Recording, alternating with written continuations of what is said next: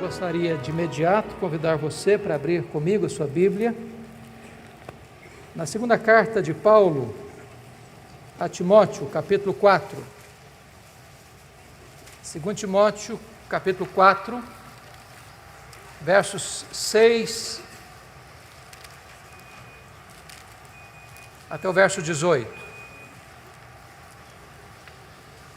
2 Timóteo 4, 6 a 18.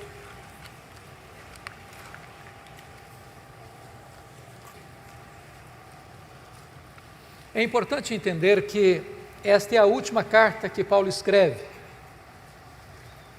E Paulo escreve esta carta da sua segunda prisão em Roma.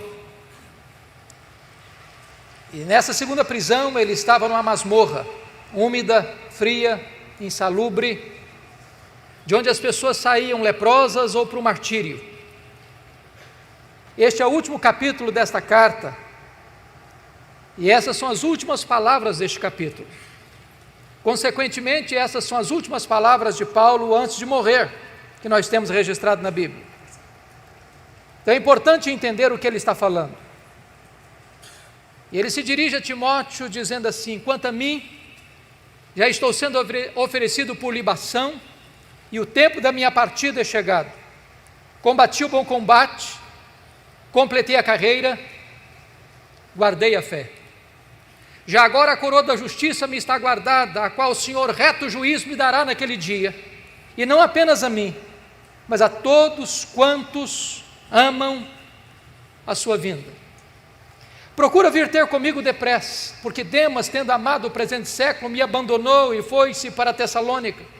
Crescente foi para a Galácia, Tito para a Dalmácia. Somente Lucas está comigo. Toma contigo Marcos e traze-o, pois me é útil para o ministério. Quanto a Tíquico, mandei-o até Éfeso. Quando vieres, traze contigo a capa que deixei em Trode, na casa de Carpo, bem como os livros, especialmente os pergaminhos. Alexandre o latueiro causou-me muitos males. O Senhor lhe dará paga segundo as suas obras. Tu guarda-te também dele, porque resistiu fortemente às nossas palavras. Na minha primeira defesa, ninguém foi a meu favor. Antes todos me abandonaram. Que isso não lhe seja posto em conta. Mas o Senhor me assistiu e me revestiu de forças, para que por meu intermédio a pregação fosse plenamente cumprida e todos os gentios a ouvissem. E fui libertado da boca do leão. O Senhor me livrará de toda obra maligna, me levará salvo para o seu reino celestial. A Ele, glória pelos séculos dos séculos. Amém. Eu quero pedir permissão a você para voltar apenas a esse texto, só voltar a esse texto, na conclusão da minha fala. Eu gostaria de apresentar aos meus irmãos e irmãs nesta noite o apóstolo Paulo. Quem foi este homem? Que morreu pobre, velho, abandonado, tirado de uma masmorra para o patíbulo. Quem foi este homem? Certamente o maior apóstolo, maior missionário, maior teólogo, maior plantador de igrejas da história do cristianismo. Quem foi este homem? Quem foi este homem que, apesar de morrer pobre, velho, cheio de cicatrizes, possivelmente degolado, mas que é mais influente do que todos os Césares de Roma juntos? Quem é este homem? Que ainda exerce poderosa influência, pela graça de Deus, na sua e na minha vida, até hoje. Eu gostaria de apresentar a vocês, nesta noite, o apóstolo Paulo. Primeira informação que nós temos acerca dele está em Filipenses capítulo 3, versículos 5 e 6, quando diz que ele foi circuncidado ao 8º dia, da linhagem de Israel, da tribo de Benjamim, hebreu de hebreus, quanto à lei fariseu, quanto ao zelo perseguidor da igreja. Ele era um judeu puro sangue. Sabemos à luz de Atos 22, versículo 3, que ele foi enviado pelos seus pais para Jerusalém, para para estudar aos pés de Gamaliel, neto do grande rabino Hillel, para transformar-se num grande rabino, num grande mestre, num grande líder do judaísmo do primeiro século. Sabemos à luz de Gálatas 1,14 que dentre os da sua idade ele se destacou pelo seu zelo, pela tradição de seus pais. Curiosamente, este homem de fato se torna um grande homem, culto, poliglota, com a sua mente peregrina, com a sua personalidade prismática. Sua cultura era invulgar.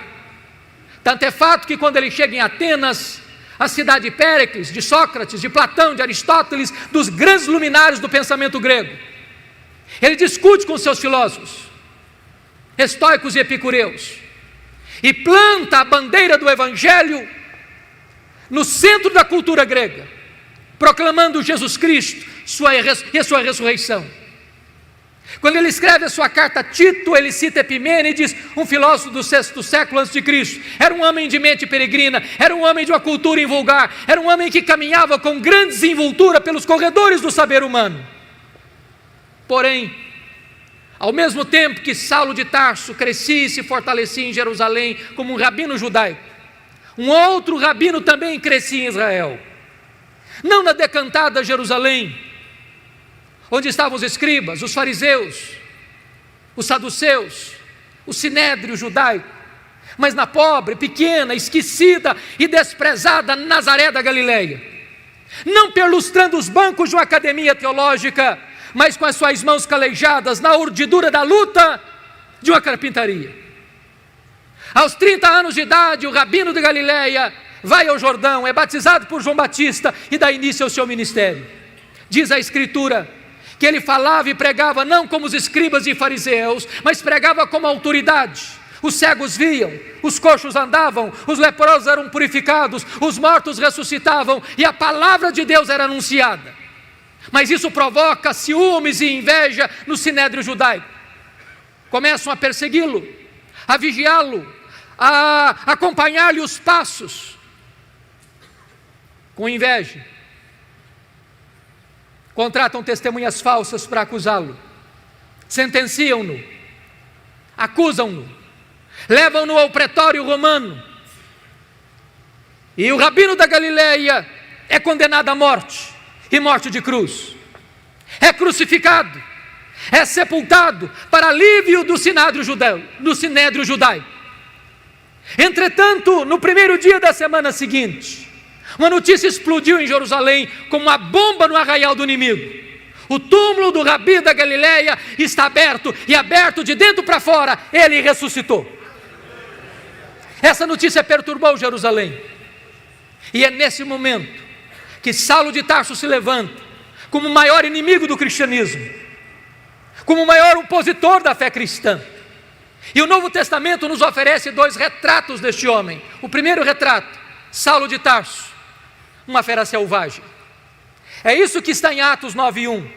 Ele respirava ameaças e morte contra os discípulos, e essa palavra traz a ideia de uma fera selvagem que salta sobre a sua presa para devorá-la.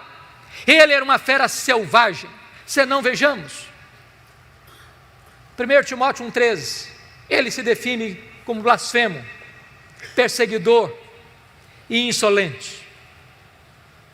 1 Coríntios 15:9, ele se define como o menor dos apóstolos, nem direito tinha ele de ser chamado apóstolo, segundo ele, porque perseguiu a igreja de Deus. Atos dos Apóstolos, capítulo 8, versículo 3, diz que ele assolava a igreja de Deus. Gálatas 1,13 diz que ele devastava a igreja de Deus. Mas Atos 9:21 diz que ele não apenas assolava e devastava a igreja de Deus, ele exterminava os discípulos de Jesus em Jerusalém. E exterminar não é prender, exterminar não é bater, exterminar é matar.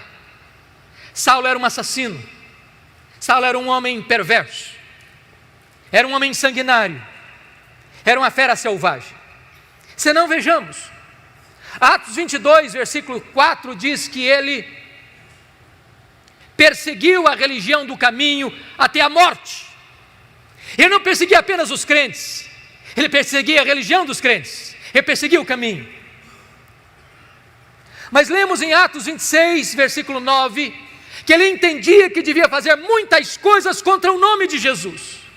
Ele não perseguia apenas os crentes, ele não perseguia apenas a religião dos crentes, ele perseguia o Deus dos crentes, ele perseguia Jesus.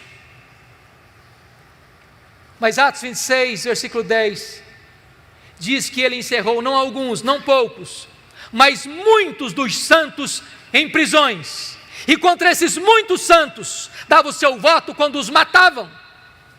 Ele não mandou matar apenas Estevão, ele mandou matar muita gente em Jerusalém. Ele era uma fera selvagem, ele era um homem sanguinário.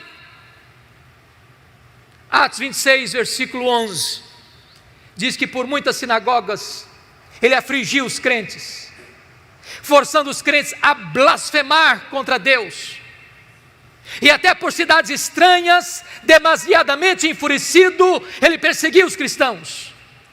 Em outras palavras, ele não perseguia os crentes apenas fisicamente, mas também psicologicamente.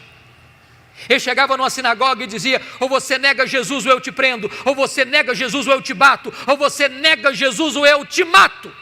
Ele era uma fera selvagem. Mas o Novo Testamento nos oferece um segundo retrato deste homem. Ele não era apenas uma fera selvagem, ele era também um touro indomável. Esta figura está em Atos 26, versículo 14, quando o próprio Senhor Jesus aparece para ele no caminho de Damasco, dizendo: Saulo, Saulo, por que me persegues? Dura coisa te é recalcitrares contra os aguilhões. Às vezes pensamos que o Espírito Santo só começou a trabalhar em Saulo de Tarso, lá no caminho de Damasco. Isso não é um fato. Eu entendo que todas as vezes que Saulo entrava numa sinagoga, não respeitando o lugar sagrado, toda vez que Saulo entrava numa casa e arrastava homens e mulheres para jogá-los na prisão, não respeitando o domicílio doméstico, todas as vezes que Saulo forçava um crente a blasfemar contra Deus, e em vez desse crente blasfemar contra Deus, preferia morrer pelo nome de Jesus, era o Espírito Santo picando a consciência deste homem, era o Espírito Santo ferroando este touro bravo. Mas esse touro bravo não quer ser amansado. Um dos instrumentos que se usa para amansar um touro bravo é o aguilhão. E esta fera selvagem, e esse touro bravo não quer ser amansado. Mas certo dia, respirando ameaças de morte contra os discípulos de Jesus, ele sai de Jerusalém para Damasco. Por volta do meio-dia, o domador de touro bravos bradou desde os céus: Saulo, Saulo, por que me persegues? Dura coisa te é recalcitrares contra os aguilhões. E o domador de touro bravos jogou esse touro bravo no chão. O touro bravo está vencido, o touro bravo está caído, o touro bravo está dominado, o maior perseguidor do cristianismo está convertido, louvado seja o Senhor. Fecha-se aqui o primeiro capítulo da sua vida, abre-se um novo capítulo, a preparação de Saulo de Tarso para o ministério. Diz a Bíblia que ele foi levado cego daquele caminho à casa de Judas, na rua direita em Damasco, onde fica 3 dias orando e jejuando. Quando o Senhor aparece a um discípulo chamado Ananias, lá em Atos 9,13, e diz: Ananias, vai à casa de Judas, na rua direita, e impõe as mãos sobre Saulo para que ele seja curado. Ananias pergunta: mas Senhor, eu tenho ouvido falar de tanta gente, quantos males tem feito este homem ao teu povo em Jerusalém. Mas o Senhor diz: vai, porque ele é para mim um vaso escolhido, e eu enviarei para longe aos gentios, e eu lhe mostrarei o quanto importa sofrer pelo meu nome. Ananias vai, impõe as mãos sobre ele e ele é curado. Saulo recebe o Espírito Santo e é batizado. E agora eu queria que você abrisse comigo sua Bíblia em Atos 9:20, por favor.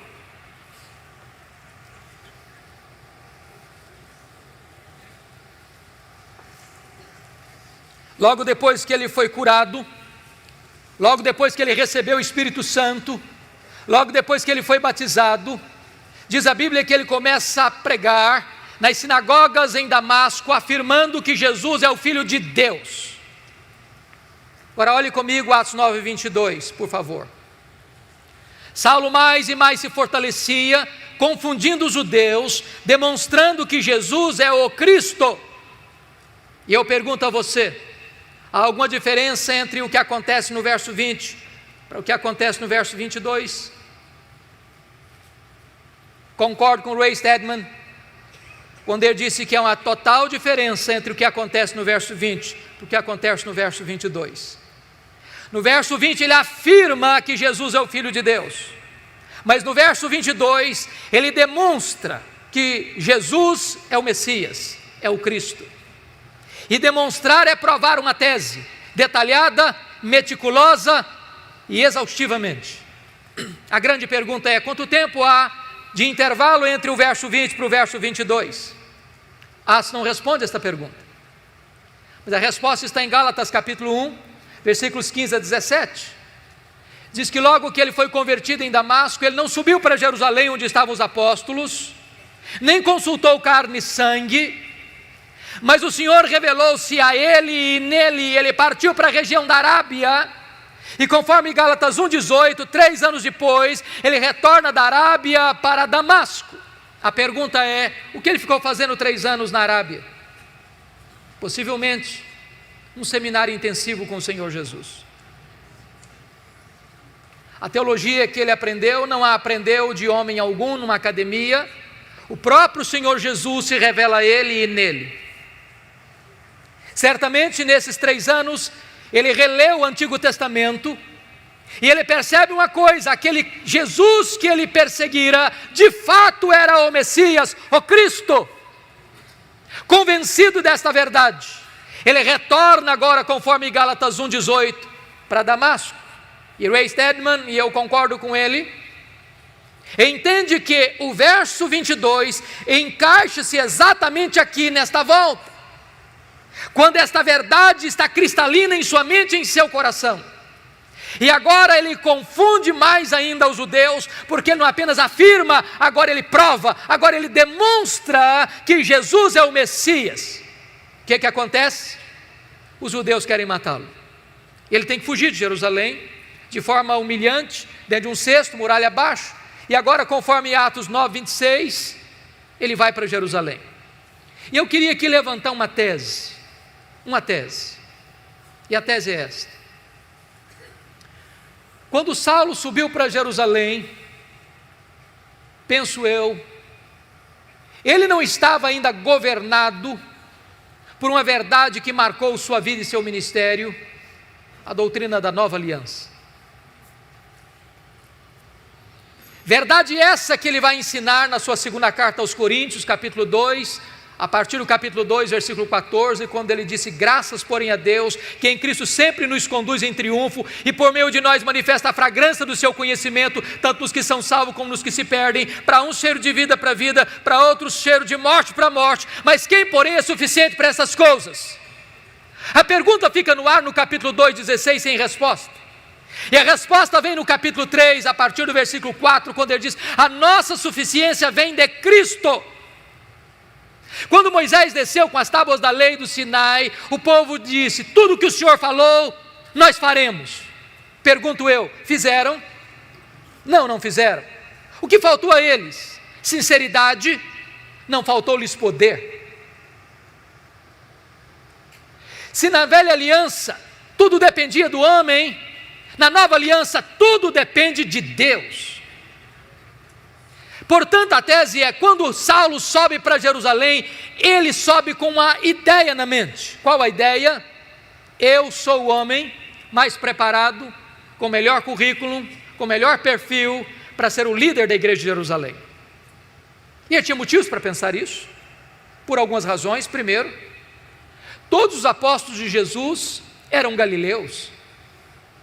E em Jerusalém, na Judéia, os galileus eram recebidos com preconceito e desprezo.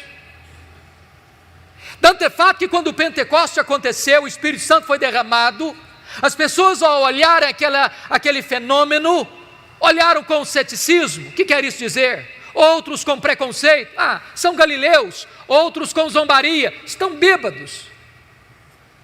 Saulo deve ter pensado, esses galileus jamais poderão lograr êxito no centro nevrálgico da religião, que é Jerusalém. Segundo lugar, os apóstolos de Jesus eram homens iletrados, e Jerusalém era a capital intelectual da teologia. Lá estavam os doutores da lei, lá estavam os escribas, lá estavam os fariseus, lá estava o sinédrio. Saulo deve ter imaginado, eu tenho o melhor perfil, eu tenho o melhor currículo, eu tenho o melhor preparo, eu conheço Jerusalém, eu conheço os corredores eclesiásticos dessa cidade, eu conheço os intestinos dessa cidade, eu persegui a igreja aqui, eu fui criado aqui, eu tenho o melhor perfil para ser o grande líder da igreja. Confira comigo o que aconteceu. Atos 9, 26, quando ele chega na igreja, os discípulos não acreditaram na conversão dele, pensaram que ele estava blefando, pensaram que ele estava sabotando a fé cristã e bateram a porta da igreja na cara dele. Nem recebido ele foi. Mas Atos 9, 27 diz que Barnabé o acolheu, o apresentou aos apóstolos, eles o receberam e ele começou a falar e a discutir com os helenistas, entrando e saindo, e de repente os helenistas resolvem matá-lo. E quando os discípulos escutam isso, chegam para Saulo e dizem, Saulo, você não pode ser nosso pastor, você tem que ir embora da nossa igreja. Eu estou me dirigindo a alguns pastores aqui, e vocês sabem que não é fácil para um pastor querer ficar numa igreja, e os membros da igreja não quererem que ele fique na igreja. Não é fácil para um pastor estar convencido de que ele deve permanecer, e os membros estão convencidos que ele deve sair. Sabe o que aconteceu com Saulo? Ele não foi embora. Mas não era apenas os membros da igreja que queriam que ele fosse embora, não. Deus mandou ele embora. Confira comigo Atos 22, versículo 17.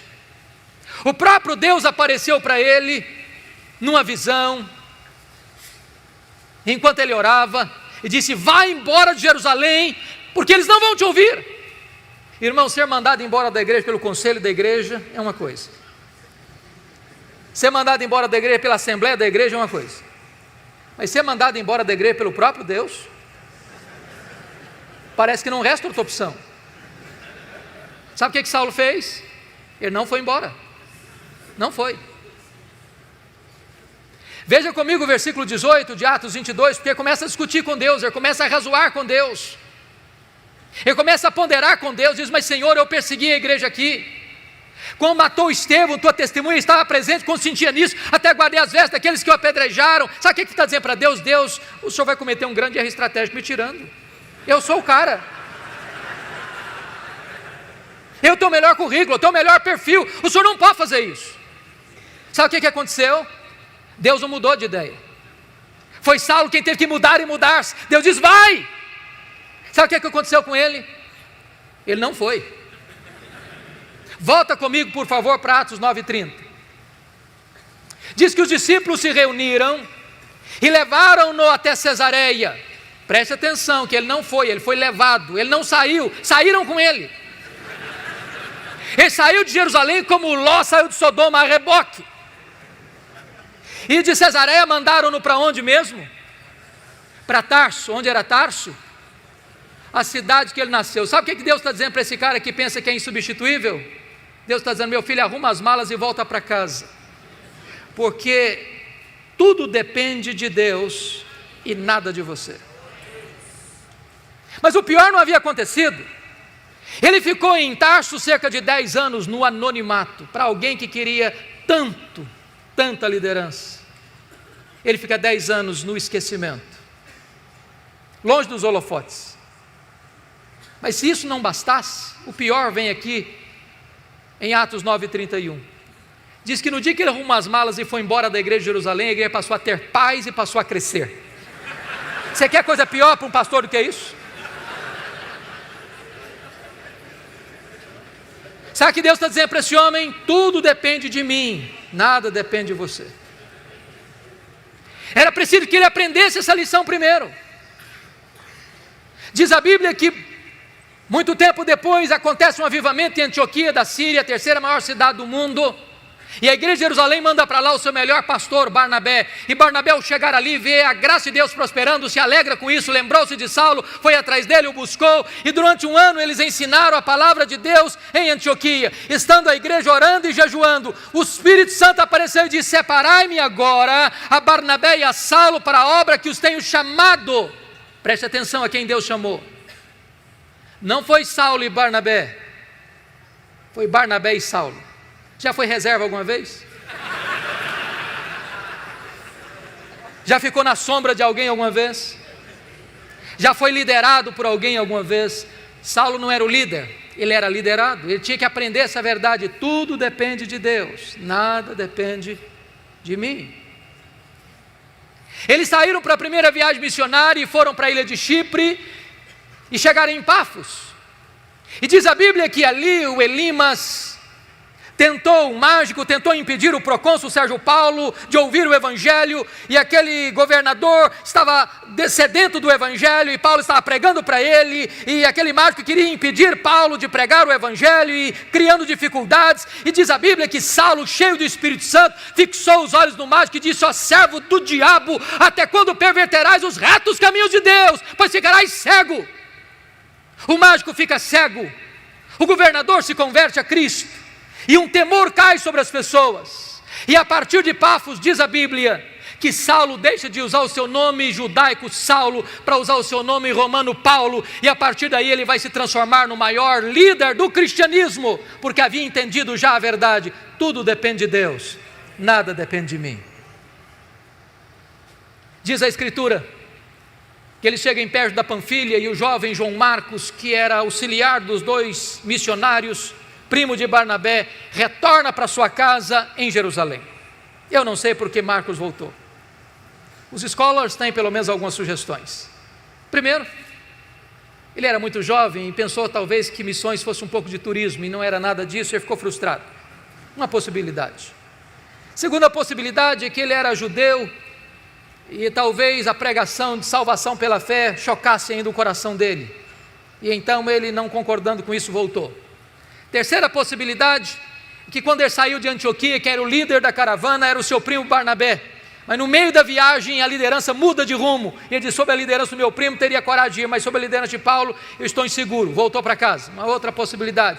Uma última possibilidade, talvez a mais plausível, é que diz a Bíblia, em Gálatas 4,14, que Paulo pregou o evangelho pela primeira vez na região da Galácia, por causa de uma enfermidade física.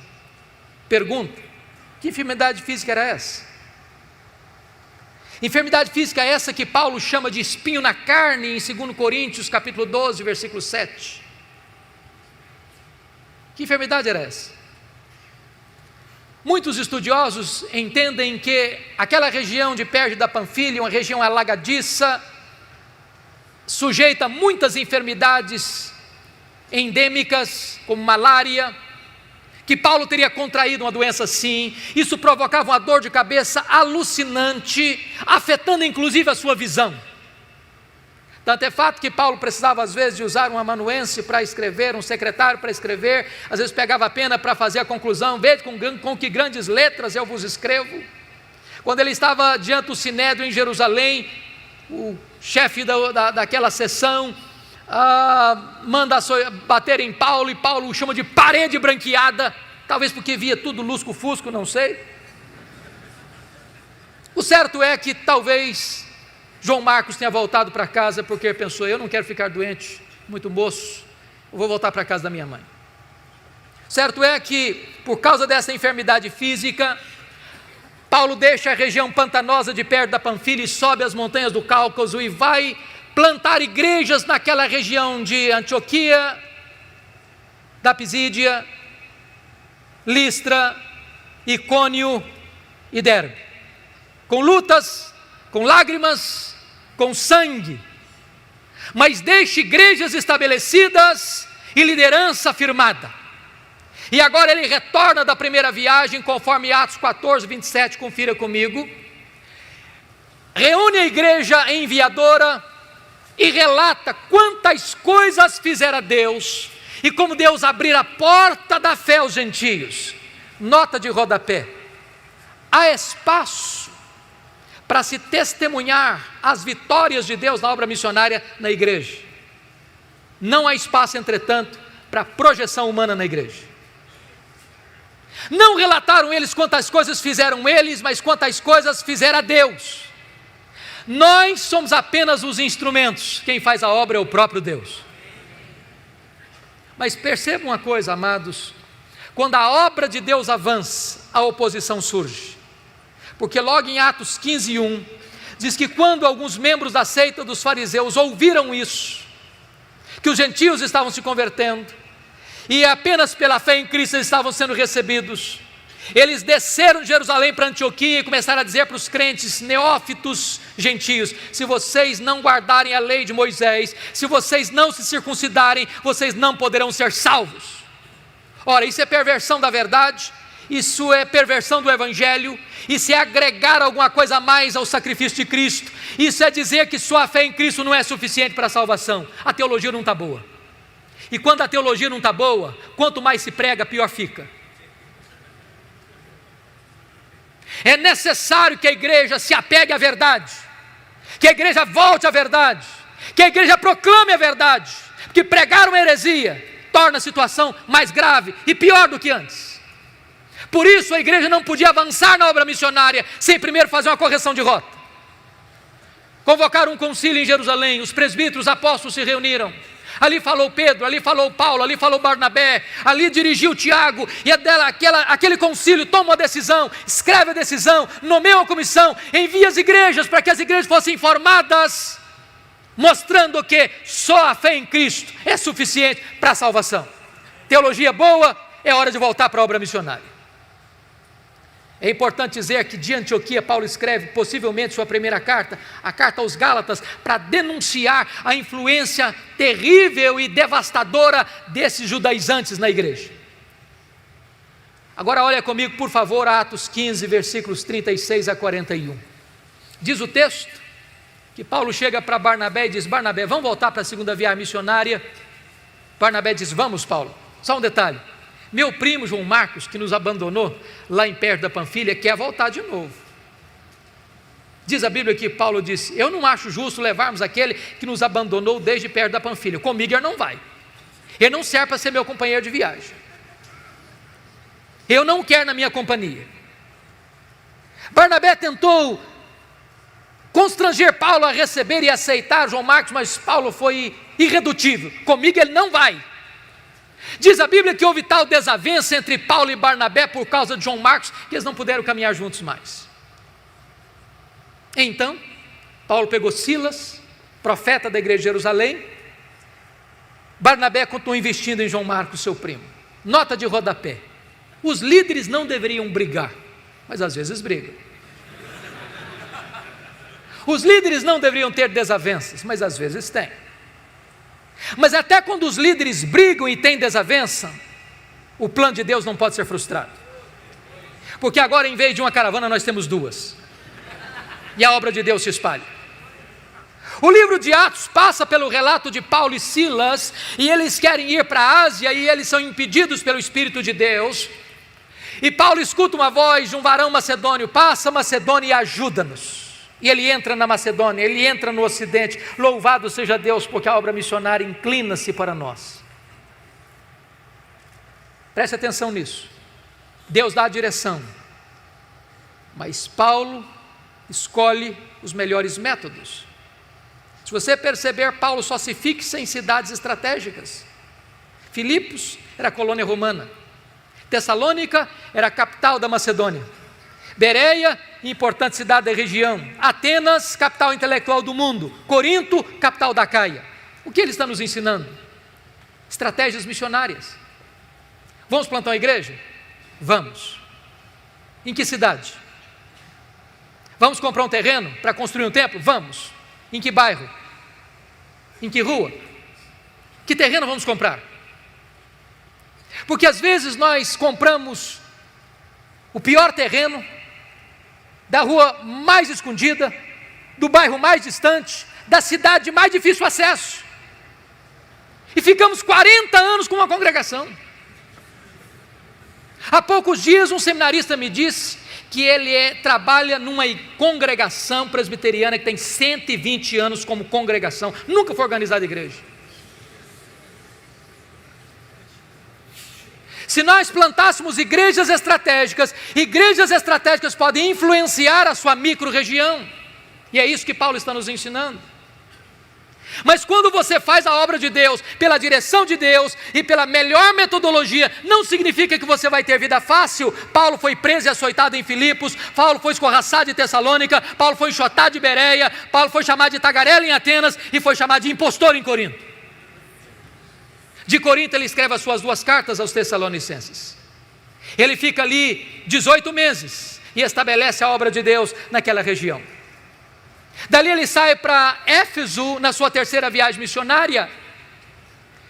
Éfeso era a capital da Ásia Menor, uma cidade cosmopolita de mais de 300 mil habitantes na época, onde ficava o templo de Diana, 8 vezes maior do que o Partenon.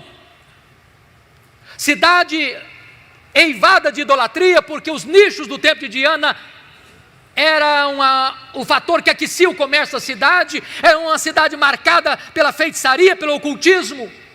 E diz a Bíblia que em 3 anos que Paulo fica ali, a idolatria declina, a feitiçaria entra em colapso, as pessoas vão se convertendo, confessando publicamente as suas obras, queimando seus livros de ocultismo em praça pública, e a palavra de Deus prevalece em Éfeso. E nos 3 anos que Paulo passa ali, ele influencia toda a Ásia Menor. Quando você lê o relato das igrejas do Apocalipse, Éfeso, Esmirna, Pérgamo, Tiatira, Sardes, Filadélfia e Laodiceia, essas igrejas tiveram um profundo impacto do ministério de Paulo nesses 3 anos em Éfeso, e passa a ser a igreja mais estratégica do Novo Testamento, porque na verdade, Paulo manda para lá 2 cartas, as 2 cartas a Timóteo, quando era pastor de Éfeso. O apóstolo João escreve seu evangelho, suas 3 cartas da cidade de Éfeso, e aquela igreja influencia o mundo. De Éfeso, Paulo escreve as suas 2 cartas à igreja de Corinto, e agora está saindo de Éfeso para ir para Jerusalém, porque conforme Gálatas 2:10, ele tinha assumido um compromisso de ir para os gentios, mas não se esquecer dos pobres.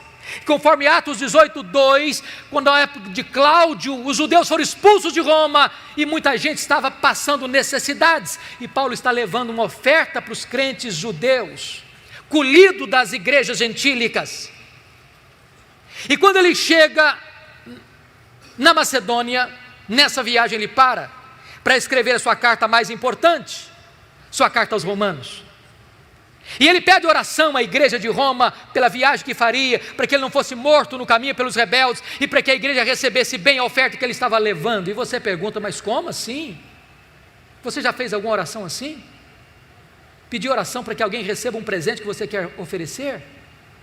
Por que Paulo está pedindo oração? Sabem por quê?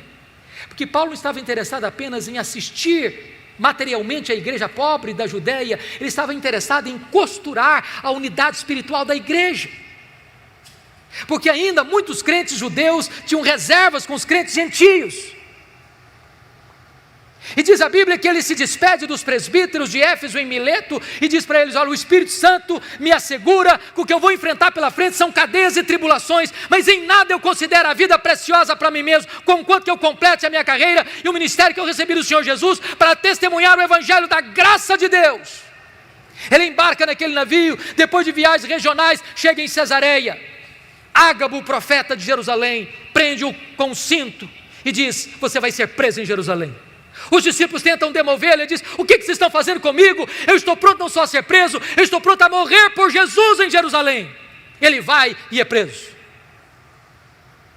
é acusado, tramam contra ele, 40 judeus entram em conspiração para matá-lo. A notícia vaza, chega ao sobrinho de Paulo, chega ao comandante, e Paulo é trasladado naquela noite para Cesareia Marítima, quartel-general de Roma na Palestina. E ele fica 2 anos sendo acusado pelos judeus. Na transição de governo, de Félix para Festo, o governador está prestes a entregar Paulo nas mãos do Sinédrio, e o Sinédrio tentava cooptar o governador para matar Paulo na estrada. Paulo percebeu a trama e diz: eu sou cidadão romano, quer ser julgado em Roma. O governador diz: para César você quer ir, para César você irá. Era a vontade de Deus que ele fosse para Roma, era a vontade de Paulo ir para Roma. No dia que ele embarca para Roma, ele enfrenta um naufrágio. Você pode entender isso? Tinha 276 pessoas dentro daquele navio, 14 dias sem saber se era dia ou noite, o desespero, o pânico, o medo. Um anjo de Deus aparece para Paulo e diz: coragem, Paulo, eu entreguei toda essa gente na sua mão, ninguém vai morrer, mas é necessário que vocês vão dar numa ilha. Quando o dia amanheceu, eles avistaram a ilha de Malta, o navio se despedaça todo, a carga se perde toda, mas eles chegam salvos na ilha de Malta, e os bárbaros malteses os acolhem com urbanidade, fazendo uma grande fogueira para aquecê-los, e a única pessoa que quer manter a fogueira acesa é Paulo, e ele vai pegar um punhado de gravetos para jogar no fogo, e quando ele joga o punhado de gravetos no fogo, uma víbora sai do fogo e prende na mão do Paulo. Aquela cobra tinha 276 outras opções para morder.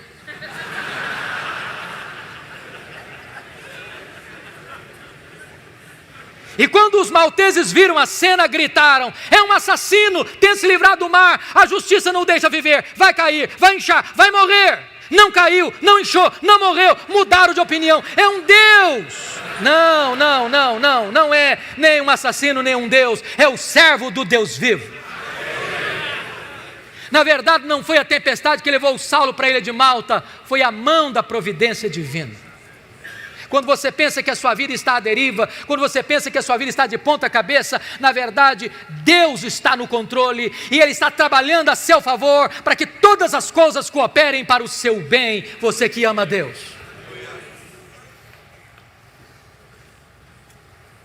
O pai do prefeito estava doente, Paulo orou por ele foi curado. Os demais enfermos vieram e Paulo orou por eles foram curados. E depois dos 3 meses de rigoroso inverno, enviaram Paulo para Roma. E ele chega em Roma. Não talvez como sonhara chegar, chega preso, algemado. Mas ele escreve na sua carta aos Filipenses 1,12 o seguinte: meus irmãos, eu quero que vocês saibam que as coisas que me aconteceram têm antes contribuído para o progresso do Evangelho. Se você pergunta: que coisas, Paulo, aconteceram para você? Talvez ele poderia fazer um resumo para nós. Eu fui perseguido em Damasco, eu fui rejeitado em Jerusalém, eu fui esquecido em Tarso, eu fui apedrejado em Listra, eu fui preso e açoitado em Filipos, eu fui escorraçado em Tessalônica, eu fui enxotado em Bereia, eu fui chamado de tagarela em Atenas, eu fui chamado de impostor em Corinto, eu enfrentei feras em Éfeso, eu fui preso em Jerusalém, eu fui acusado em Cesareia, eu cheguei em Roma preso e algemado, mas eu quero que vocês saibam que as coisas que me aconteceram têm antes contribuído para o progresso do Evangelho. Este homem não crê em acaso. Este homem não crê em sorte, este homem não crê em azar, este homem não crê em determinismo, este homem não tem medo de sexta-feira 13, este homem não tem medo de olho gordo, este homem sabe que a mão de Deus dirige o seu destino.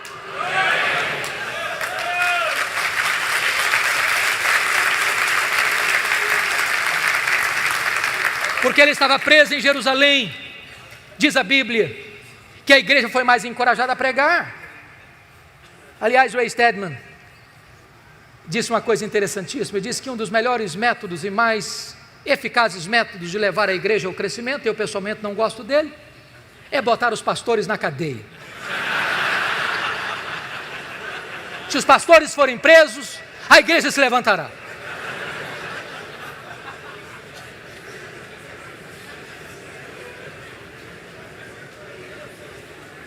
Diz Paulo, porque ele estava preso, toda a guarda pretoriana ouviu o Evangelho. E o que era a guarda pretoriana? Era a guarda particular do imperador, era a guarda de elite do império, gente que trafegava pelos corredores do palácio, gente que tinha influência política no império. E durante 3 turnos por dia, um soldado era algemado a Paulo durante 2 anos. E o que Paulo fazia? Evangelho neles, evangelho neles, evangelho neles, evangelho neles, evangelho neles. Depois de 2 anos, toda a guarda pretoriana estava evangelizada e os demais membros do palácio. Por isso ele escreve Filipenses 4:22, de Roma, a igreja de Filipos: os santos vos saúdam, especialmente os da casa de César. Nero não sabia de uma coisa, mas Deus o havia constituído em presidente das missões estrangeiras do império, porque havia colocado lá dentro do palácio o maior missionário da igreja e colocado diante dele o seu público. Quando as pessoas pensam que estão destruindo a igreja, só podem promover a igreja, porque a igreja de Deus é indestrutível. Porque Paulo estava preso, ele não podia visitar as igrejas. O que ele fez? Ele começou a escrever cartas. Carta aos Efésios, Filipenses, Colossenses, Filemon, as cartas da primeira prisão. Já parou para pensar nisso? Se Paulo estivesse solto, talvez nós não teríamos estas joias na nossa Bíblia. Quando você pensa que as coisas estão difíceis demais ou complicadas demais, a mão da providência de Deus está agindo. Como disse William Cowper, por trás de cada providência carrancuda, esconde-se uma face sorridente. Desta primeira prisão, Paulo orou para sair, pediu para sair e saiu de fato. Mas não saiu para se aposentar, não saiu para vestir um pijama, não saiu para deitar numa cadeira de balanço. Não há aposentadoria no reino de Deus. Ele saiu para trabalhar, talvez para fazer a 4ª viagem missionária, talvez tenha ido à Espanha, eu não sei. Mas ele passou e deixou Tito em Creta, ele passou e deixou Timóteo em Éfeso, ele percorreu até Nicópolis. Ele está fazendo a obra de Deus, e nesse interregno ele escreve mais 2 cartas, 1 Timóteo e Tito. Só que a política do mundo está mudando. Desde que Nero subiu ao poder em 54, com 17 anos de idade, aqui a situação parecia sombria para os cristãos. 10 anos depois, 9 de julho de 64, segundo alguns historiadores, o próprio imperador Nero pôs fogo na capital do império e subiu para o alto da torre de Mecenas, vestido de ator, assistindo o espetáculo das chamas, 7 noites, 6 dias de incêndio. Quando acabou o incêndio, dos 14 bairros de Roma, 10 deles tinham sido devastados. Os 4 bairros restantes eram densamente povoados por judeus e cristãos. Isso dá a Nero um bom álibi para botar a culpa do incêndio de Roma nos crentes. E começa uma brutal e sangrenta perseguição contra a igreja. Os crentes são queimados vivos. Mais tarde são jogados nas arenas, enrolados em peles de animais, para os cães morderem, para os touros pisarem, para os leões esfaimados da Líbia devorarem. Mas quanto mais sangue era derramado, mais a igreja crescia. Paulo está solto nesse tempo, procurado e caçado como maior líder do cristianismo, até que põe a mão em Paulo de novo, talvez em Troade, na casa de Carpo. E agora ele é levado não mais para uma prisão domiciliar, é levado para uma masmorra, úmida, fria, insalubre, de onde as pessoas saíam leprosas, ou para o martírio. É desta prisão que ele escreve a sua última carta, 2 Timóteo. E agora eu peço que você abra no texto lido, para que nós encerremos. A grande pergunta é: como é que esse homem se sente? Eu fico pensando que se a vida de Paulo fosse analisada pelas lentes da teologia da prosperidade, ele seria um fracasso total. Está encerrando a vida pobre, velho, cheio de cicatrizes, sem roupa para vestir, abandonado. Mas este homem é mais influente na história do que todos os ricos de Roma daquele tempo. Como é que ele se sente? Primeiro vai fazer uma avaliação para nós do seu passado. Olha comigo o versículo 7. Combati o bom combate, completei a carreira, guardei a fé. Ele diz: a minha vida não foi amenidade não, foi luta. E eu não parei a obra no meio do caminho, eu não desisti da obra não, eu completei a carreira.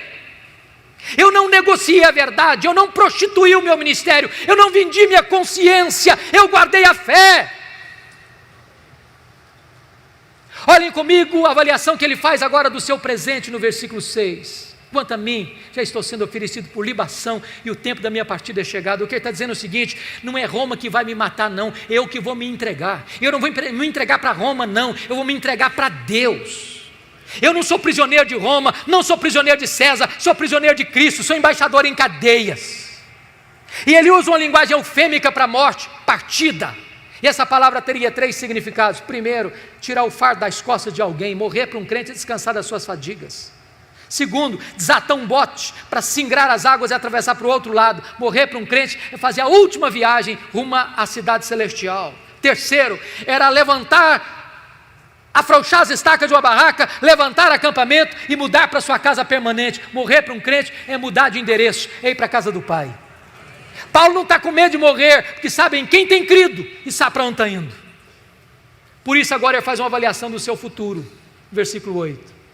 Já agora a coroa da justiça me está guardada, a qual o Senhor, reto juízo, me dará naquele dia. Não apenas a mim, mas a todos quantos amam a sua vinda. O que ele está dizendo é o seguinte: não importa se Nero vai me considerar réu, culpado de morte. O que importa é que o reto juiz, Jesus Cristo, diante de quem eu e todos vamos comparecer, já me justificou e já guardou para mim a coroa da justiça. Eu não estou indo para a espada de Roma, eu estou indo para a glória, eu estou indo para receber a minha recompensa eterna. Mas, irmãos queridos, este homem não é um super-homem, não é um super-apóstolo, ele é um homem. E ele não tem nenhuma dificuldade em repartir conosco seus sentimentos e as suas emoções antes de morrer. Ele vai falar para nós os dramas que ele está vivendo. E o primeiro drama que este homem enfrenta é o drama da solidão. Olha comigo o versículo 9. Procura vir ter comigo depressa. Olha o versículo 21. Venha, meu filho, mas venha antes do inverno. Olha o versículo 11. Quando você vier, filho, traz Marcos com você. Ele me é útil para o ministério. E eu amo esse versículo, porque eu o comparo com Atos 15, 36 a 41, e um dia Paulo disse: comigo ele não vai, ele não serve para andar comigo. E no final da vida Paulo diz: traz esse menino, eu quero ele pertinho de mim, eu quero encostar minha cabeça no peito dele antes de morrer. Nunca é tarde para nós restaurarmos relacionamentos feridos. Não é fácil chegar no final da vida e sentir solidão, não é fácil. Segunda coisa que Paulo está dizendo para nós é que ele enfrentou o drama do abandono. Olha comigo o versículo 10. Porque Demas, tendo amado o presente século, me abandonou. Meus irmãos, não é fácil ser abandonado no final da vida. Não é fácil ser abandonado na hora que você mais precisa de ajuda. Não é fácil ser abandonado por aquelas pessoas em quem você investiu tanto, e agora, na hora que você mais precisa de um companheirismo, de um apoio, essas pessoas te deixam no meio do caminho. Não é fácil lidar com isso, e Paulo está lidando. Terceiro lugar, olha comigo por favor, Paulo está enfrentando o drama da traição. Olha o versículo 14. Alexandre o latueiro causou-me muitos males. Dizem os historiadores que foi este homem que delatou Paulo, culminando na sua segunda prisão e no seu consequente martírio. É gente que apunhala pelas costas, é gente que puxa o tapete, é gente que celebra quando você chora, é gente que ri quando você está angustiado, é gente que pensa que a vitória dele é o seu fracasso. Paulo está lidando com traição. Não é fácil ser traído, não é fácil. Mas olha comigo o versículo 15, porque Alexandre não resistiu apenas ao pregador, resistiu também à pregação. Tu, Timóteo, guarda-te dele, porque resistiu fortemente às nossas palavras. Quarto lugar, Paulo está enfrentando o drama das privações. Olha o versículo 13 comigo. Ele enfrenta 3 privações. Ele precisa de gente. Deixa eu dizer uma coisa para você: gente precisa de Deus, mas gente precisa de gente. Ele está precisando de gente, fazer companhia para ele.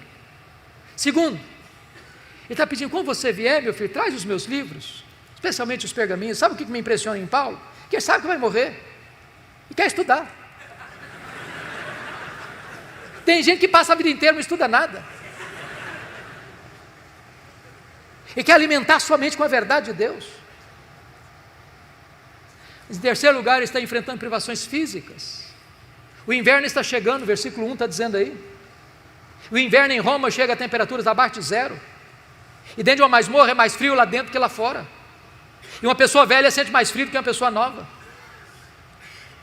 Você já parou para pensar nisso? O maior pastor, o maior missionário, o maior teólogo, o maior plantador de igrejas da história do cristianismo, não tem sequer uma capa velha para usar na velhice.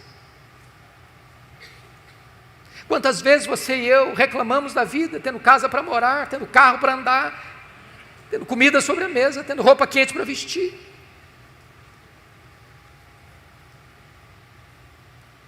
Mas em último lugar, ele enfrenta o drama da ingratidão. Olha o versículo 16 comigo. Na minha primeira defesa, ninguém foi a meu favor, mas todos me abandonaram. Não é fácil isso. Ele plantou igrejas na província da Galácia, da Macedônia, da Caia, da Ásia Menor, de Jerusalém ao Ilírico, levou centenas, milhares de pessoas a Cristo. Na hora que ele precisa de alguém para estar lá naquela audiência, para falar a favor dele, não aparece ninguém. Não é fácil lidar com a ingratidão. Mas bendito seja Deus pelo verso 17, quando Paulo diz: mas o Senhor me assistiu e me revestiu de forças, para que por meu intermédio a pregação fosse plenamente cumprida e todos os gentios ouvissem. Eu fui libertado da boca do leão. O Senhor me guardará de toda obra maligna e me levará salvo para o seu reino celestial. Eu quero dizer para você, meu irmão, minha irmã, pode faltar a você o apoio dos homens, mas não lhe faltará o apoio de Deus. Pode faltar a você o apoio da terra, mas não lhe faltará o apoio do céu. Eu termino aqui dizendo o seguinte: quis Deus que a última cena da vida de Paulo não estivesse registrada na Bíblia, mas na minha mente esta cena está registrada, e eu gostaria de partilhar com vocês aquilo que eu vislumbro dessa cena. Houve um dia, um carcereiro rude e insensível recebeu em sua mesa um pedaço de couro, talvez de pergaminho, contendo o nome de um prisioneiro que deveria ser morto naquele dia.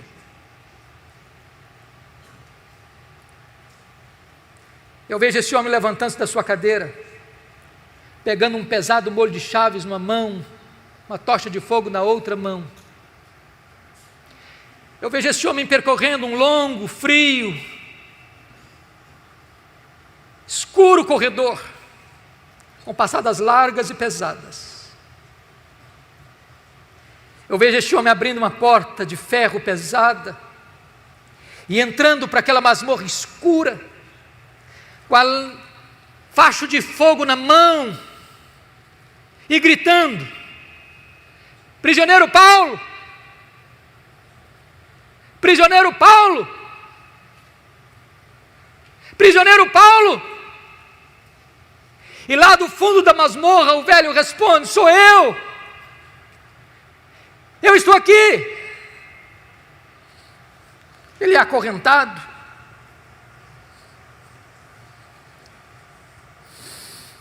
ele é retirado daquela masmorra, ele percorre aquele longo corredor, chega ao local do patíbulo, e o algoz lhe pergunta: você quer dizer algumas palavras antes de morrer? Talvez pensando que Paulo fosse expor a sua dor, a sua mágoa, a sua revolta. E o velho apóstolo responde: eu quero.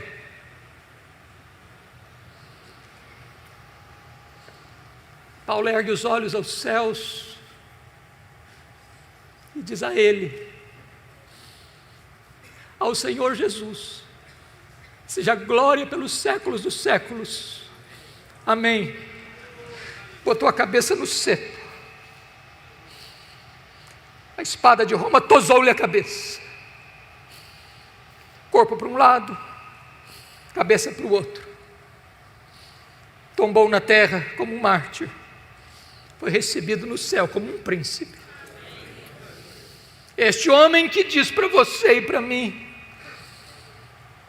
sede meus imitadores, como eu sou de Cristo. Que Deus nos ajude a viver este cristianismo maiúsculo, superlativo, para a glória de Deus.